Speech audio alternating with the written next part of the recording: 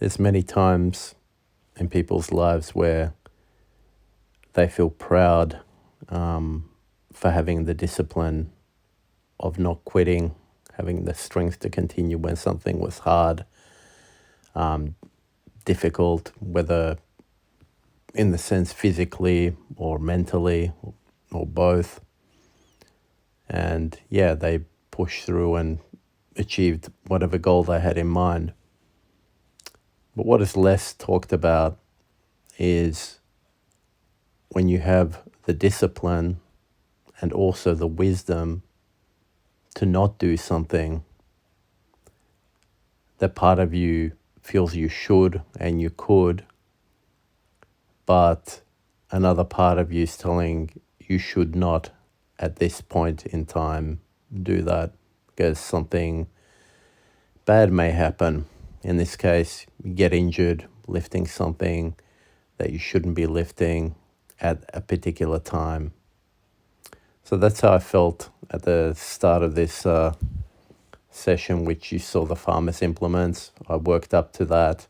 That was going to be my next weight, but I felt something. I loaded up the weight, and even prior, I just felt something niggling in my lats, in my right side, and in my arm. Something was unbalanced, and I felt like if I push, yeah, I can do it, but something will happen. But then I kept second guessing myself whether I should do this, should I not do this, etc. And when I tried to lift it off the ground, it didn't even want to budge.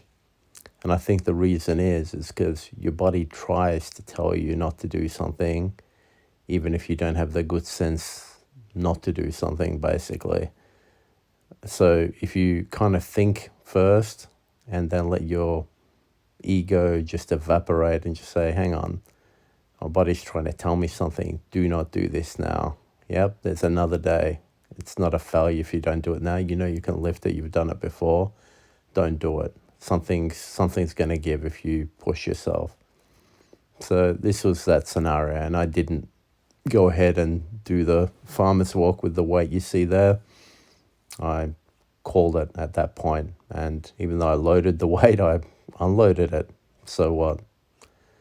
After that, I did the bench press, which was 85 kg AMRAP, and as you can see, I managed a solid 8 reps. Very happy with the form. Everything was fine, but I know my right triceps got really tired on that last rep. Barely could push it out, but I managed to.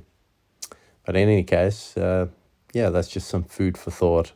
What I mentioned about knowing when not to push and knowing when to stop, knowing when to unload the weights and call it.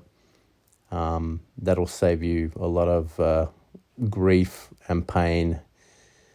And the thing is, when you're recovering from an injury, that takes a hell of a long time. So best not to get injured in the first place. Listen to your body and don't push through when you don't need to.